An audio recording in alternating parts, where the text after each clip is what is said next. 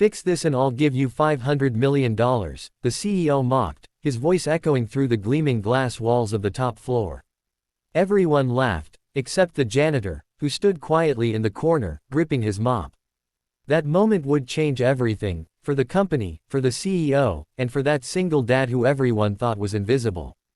If you're watching this right now, stay till the end, because what this man did in the next 10 minutes will leave you speechless.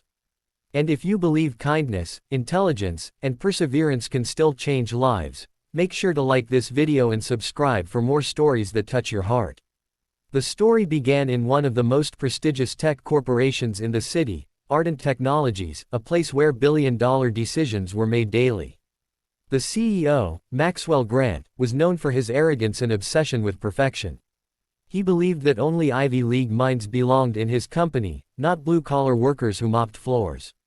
But working there every night was Daniel Reed, a quiet single father who had once dreamed of being an engineer. Life hadn't been kind to him. After his wife passed away, he had to give up his scholarship and take on whatever job he could to raise his 7-year-old daughter, Lily. She was the light of his world, smart, curious, and always asking questions about how things worked. Every night, Daniel told her stories about machines and inventions, teaching her the things he never got to build. One stormy night, the entire company was in chaos. The central AI system that ran the firm's new billion-dollar security platform had crashed just hours before a massive investor demo. Teams of engineers had been working for over 18 hours, no solution. The CEO was furious. "Do you even know what's at stake?" Maxwell yelled, slamming his hand on the table. "If this isn't fixed by sunrise, we lose everything." An awkward silence followed, the room filled with exhausted engineers, staring at code that made no sense anymore. Then, in that silence, came the squeak of a mop.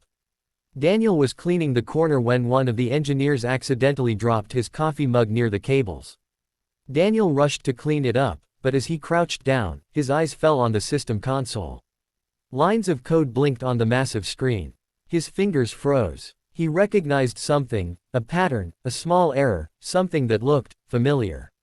"Sir," he said softly. Maxwell turned, visibly annoyed. "What?" Daniel hesitated. "I think there's a recursion loop in your core line. The system is stuck trying to resolve a call function that's referencing itself." The room went silent. Engineers exchanged confused glances. The CEO smirked. "Oh really? And what would you know about recursion loops? You're a janitor, not a coder." Daniel didn't flinch. "I studied systems design before I had to stop school," he said quietly. "May I try something? If it doesn't work, I'll take responsibility." The CEO, amused by his boldness, leaned back in his chair. "Fine," he said mockingly.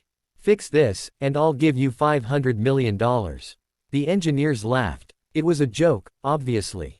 Daniel stepped closer, wiped his hands on his uniform, and sat at the terminal. His fingers began to fly across the keyboard, slow at first, then faster, more confident.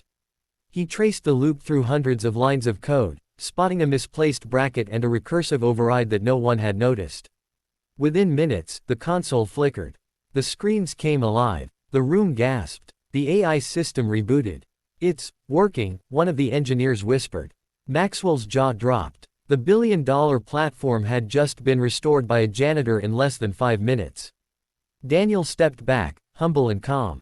"Sometimes, all it takes is a fresh pair of eyes," he said quietly. The CEO stared at him, half shocked, half ashamed. How did you know that?" Daniel smiled faintly. "Because I built something similar once. For fun. For my daughter's science project."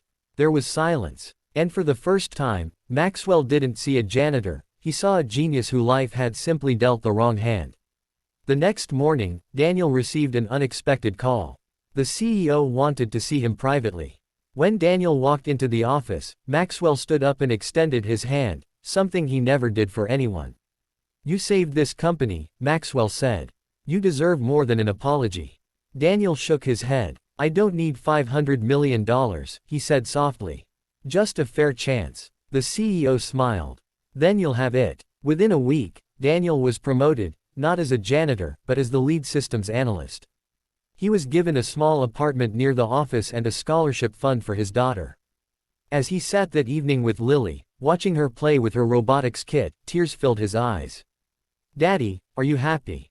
she asked. He nodded. "I am now, sweetheart. Because dreams don't die, they just wait for the right moment to come alive." Months later, the story of the janitor who saved a billion-dollar company went viral. But for Daniel, fame didn't matter. What mattered was that his daughter could dream again, and this time, he could help her chase those dreams. And as for Maxwell, the arrogant CEO who once mocked him, he learned one of life's most humbling lessons: never underestimate the quiet ones.